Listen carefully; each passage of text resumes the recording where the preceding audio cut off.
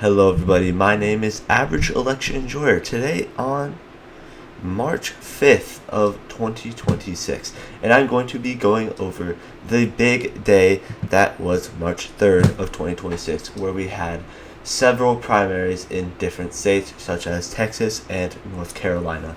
The first I'm going to be breaking down is going to be in Texas. Here there were several different primaries in the Senate, in the House, and in the governor's races, as well as attorney general, lieutenant governor. So a lot of very important primaries. First I'm going to go over is the Texas Senate primary results, where there were two upsets. There was an upset in both of these races.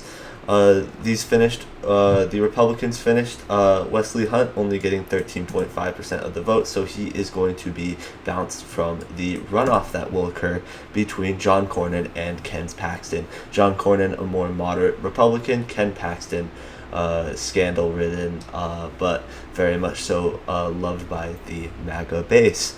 And this is a upset because we will get into that in just a minute.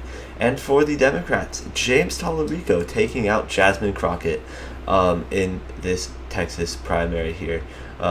So we can first go into the results of the Republican results. So, of course, you had Wesley Hunt, who did not win a single county, is what it looks like, in this primary. So the main race was always going to be between Cornyn and Paxton. Cornyn has been down consistently in the polls as the incumbent. However, with lots of spending and a very good performance, he was actually able to gather more votes than Ken Paxton. And that is very important for him because both are currently battling for the Trump endorsement that will surely hand either one of them the election.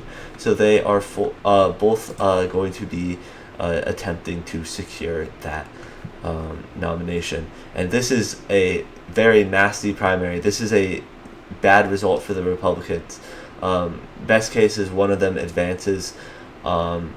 Republicans would likely hope for John Cornyn. He's far more electable than Ken Paxton. Ken Paxton, numerous scandals involving indictments of corruption and that sort of nature, and a split from his wife that is also very controversial. So he's definitely the more scandal-plagued candidate. So if you're a Republican, you are happy to see John Cornyn out here with the lead in this election. Of course, John Cornyn vastly outspent Ken Paxton, but now it all is going to come to who Trump is going to decide to endorse for this upcoming runoff. If he delays that long enough, though, that will only help the Democrats because, as I said, this is a very nasty sort of election between these two. Lots of insults being traded, lots of attack ads. Ken Paxton calling John Cornyn a rhino, John Cornyn attacking Ken Paxton in terms of his unelectability. So that is going to be something to look out for. See, if you're a Democrat, you're hoping it gets nastier and nastier so that they can draw down both of each other's approval ratings and spend as much money as possible. If you're a Republican, you're hoping Trump endorses one of them and the other immediately drops out. So we will be seeing how that's going to happen. If you're a Democrat, you're rooting for Ken Paxton in this runoff. If you're a Republican, you're probably rooting for John Cornyn, as he is way more electable than Ken Paxton is. And on the Democrat side, another upset occurred with James Tallarico taking down Representative Jasmine Crockett in this Democrat primary. Of course, there was a third-party candidate, but he had a much less obvious effect on this race than Republican Wesley Hunt, who was, an actual contender, though he was in no way ever going to win this nomination. He was at least a contender. Ahmed Hassan in no way was ever going to be competitive with these two. And we can look at the map here, and you see where Crockett's base of support is here in East Texas. Here If you look, this is Dallas County. You can see that's the biggest vote sink for Jasmine Crockett. There was a controversy here that I will get to in just a minute after we finish going over the results. So Jasmine Crockett's base of support was here in Dallas, where she would also win Tarrant County to the side. As you can see, this is hundreds of thousands. This is 260,000 votes for Crockett in just these two counties. This is, of course, and then Ellis, not as big of a county, but just this Dallas area here, it's like a fifth of her votes in total coming from just these few counties here. She would win a couple of these small counties here, but you can see most of these were won by Tallarico in pretty good margins. This is sort of what we expected. But this race really came down to Austin, which is Tallarico's base of support, where you could see how Crockett did well in this Dallas area, but nowhere near as well as Tallarico did in this Austin area, and winning these Travis and Williamson and all these sort of counties here by just huge margins. And just this is really what helped propel Tallarico. But this was,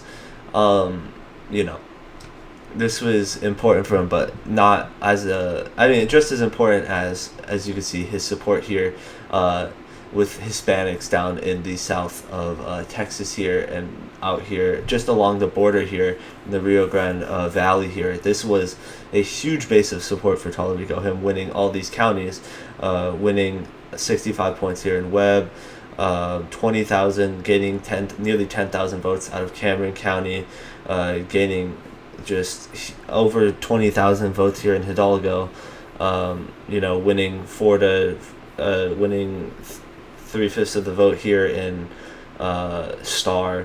Just big performances down here in the Rio Grande Valley, and then up to, of course, El Paso here, big city in this district where Tallarico gains, nearly another 20,000 votes in that county. This and Austin were the key to Tallarico's success in this election. This election really did come down to sort of voting by ethnicity. You saw Crockett do extremely well with African Americans.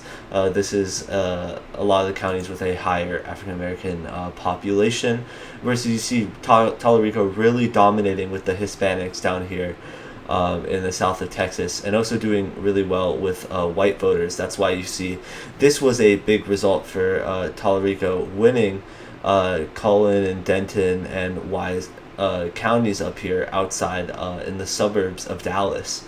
These are more white suburban counties that Tallarico was winning, that if Crockett wanted to win this election, she'd need to do better in these counties. However, Tallarico did well in, of course, these suburban counties, winning by 10-point margins. So this was also another key to Tallarico's victory. And that actually looks like a pretty good sort of demographic for the Democrats upcoming into the 2026 midterms. If Tallarico can continue with his support of Hispanics and also do well with the white suburban voters who are up here near Dallas and outside in Austin, just like here, he could actually do fairly well in the midterm.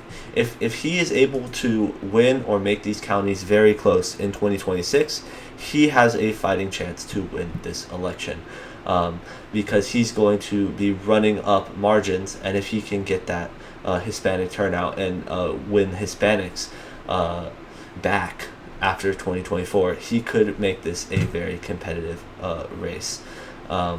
So Tallarico taking out the win. Unfortunately, Jasmine Crockett is going to be out of Congress, but that's just what happens when you're trying to get into these, trying to win the Senate race. It just happens sometimes. So James Tallarico, and also he was seen by the majority of political experts. His strategy of winning Texas, likely more viable. Jasmine Crockett's strategy to try to boost just getting turnout with people who might not turn out normally in elections, probably not going to have as much success in Texas as James Tallarico trying to build a wider coalition. And you can see that won him the Democratic primary and is likely to enable him to do fairly well in this upcoming midterm. Of course, he's still going to be the underdog, especially if John Cornyn wins this runoff, but he could provide enough of a wind down ballot to allow Democrats to retake some of these RGV districts down here, House districts. We'll just have to see at that. Of course, for the House, there were a number of primaries with the Republicans. The biggest is incumbent Dan Crenshaw losing in his bid to go back to Congress. So he is going to serve out the rest of his term and will not be the nominee for the upcoming midterm elections. There's a couple runoffs, as you can see, in District 7 and District 9. For the Democrats, as you can see here, for Crockett's district, her pastor is going to be filling in her spot in the Democratic primary, and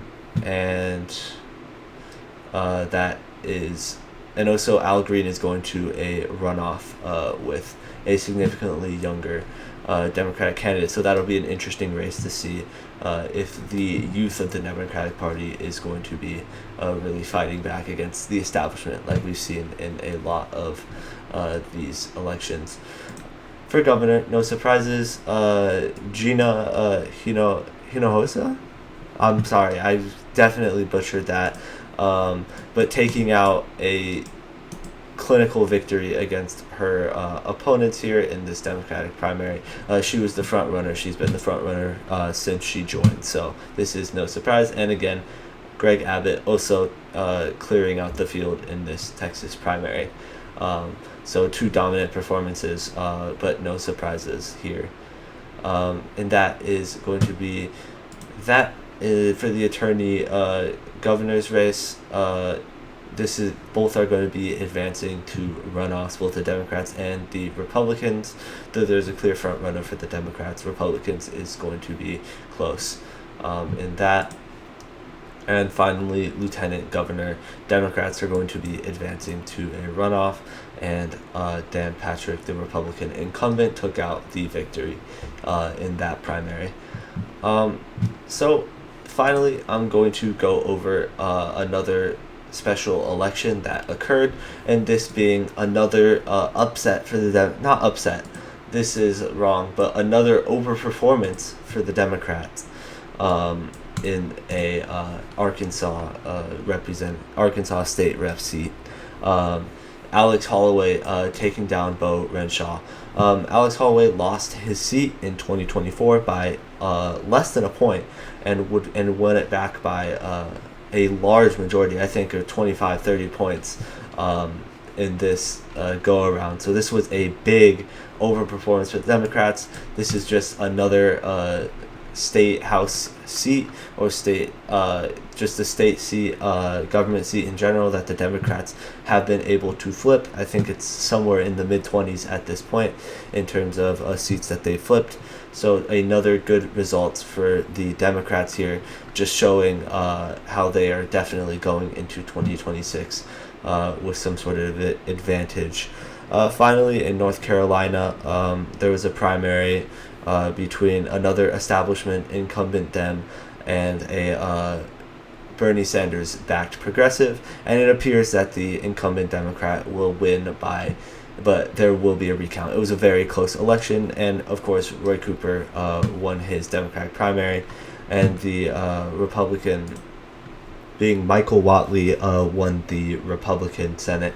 So that's good for the Democrats, as a lot of people think that there is going to be a big advantage for Cooper in that election.